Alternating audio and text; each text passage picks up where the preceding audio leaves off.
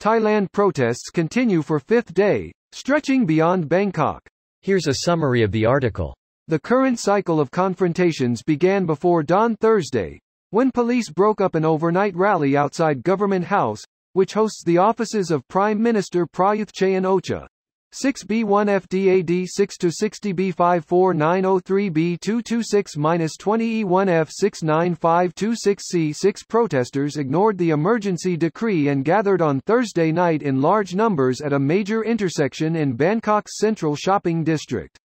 Overcoming half-hearted resistance by thin lines of police, a Friday night rally at a nearby intersection was crushed by a large force of riot police. Police made no efforts to break up Saturday's gatherings, which ended peacefully at 8 p.m., as scheduled by organizers. A statement issued late Saturday night by Prayuth's office said the government had acted within the law in seeking to stop the rallies, and did not intend to deny people their rights. The protesters charge that Prayuth, who as army commander led a 2014 coup that toppled an elected government, was returned to power unfairly in last year's general election because laws had been changed to favor a pro-military party. This post received a score of 37,000, with an upvote ratio of 95%. Here are the top comments in response to this article. From Hong Kong to Thailand, India to Kyrgyzstan, France to Chile and Ecuador to the USA, 2020 sure has a lot of protests going for it. Is it some kind of a record? Don't forget Belarus. At least Kyrgyzstan has been successful so far. Don't forget Nigeria. And Ethiopia. And Montenegro. And Indonesia. And Brazil. And Lebanon and Algeria. And Bulgaria. And Israel. Can someone explain to someone out of the loop? Thailand is a land of tumulent government, aside from the king who has ultimate power. This shit show started when a military junta took over and rewrote the constitution. Normally the king stops this shit when it gets too far. Last time a coup like that happened, the good king made the prime minister who attempted the coup to get on his hands and knees and beg for apology from the people. Greater than who spends coronavirus time in Germany with a harem of supermodels.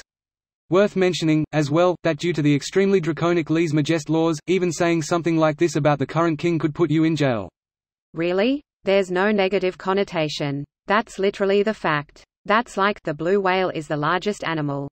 You can't say that 'cause you're calling the whale fat. The key thing to remember here is that Bangkok is the largest primate city in the world. It's like 20 to 30x larger than its second largest city.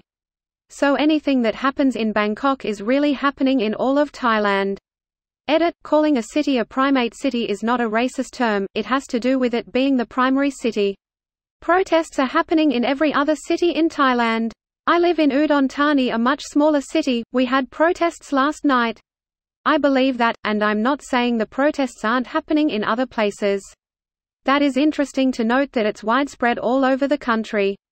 I'm just stating, unlike in the US or China, when protests happen in a city that fits the definition of a primate city, it's a lot more powerful when bringing about change in the country.